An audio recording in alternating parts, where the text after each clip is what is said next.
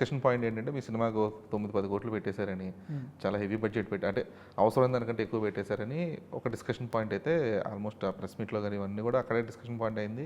త్రినాథరావు గారు క్లారిటీ కూడా ఇచ్చారు, లేదా అంత పెట్టలేదు అని చెప్పేసి అంతా.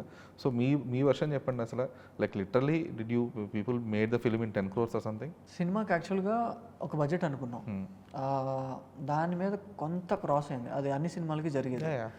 కాకపోతే అది క్రాస్ అయ్యేసరికి చాలా కష్టమైపోయింది త్రినాథరావు గారికి.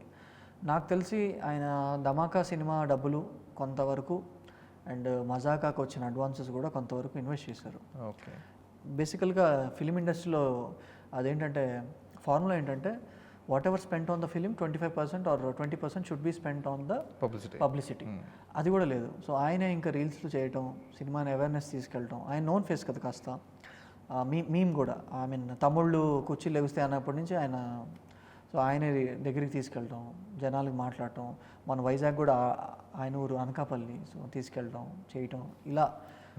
అంటే బడ్జెట్ అయితే అవ్వలేదు, కొంతవరకు కొంత క్రాస్ అయింది. కాకపోతే హిస్ థింగ్స్ ఏంటంటే అందరు షేర్ బేసిస్లా ఉంది. అందరు మిగతా వాళ్ళు కార్తిక్ కానీ లేదంటే మన నాగేంద్ర ఆర్ట్ డైరెక్టర్ కానీ వీళ్ళందరూ ప్యాషన్తో చేశారు. End of the day money కదా, అవి కూడా షేర్స్ ఇన్వాల్వ్ అయి ఉన్నాయి.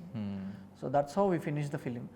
అండ్ నేను కూడా డబ్బులు ఏమి 2 years కష్టపడినా ఇది నాకు ప్యాషన్ లాగా చేసుకుని I didn't expect any money. So ఇంకొక ఫిలిం చేద్దాం అన్నారు అంతే.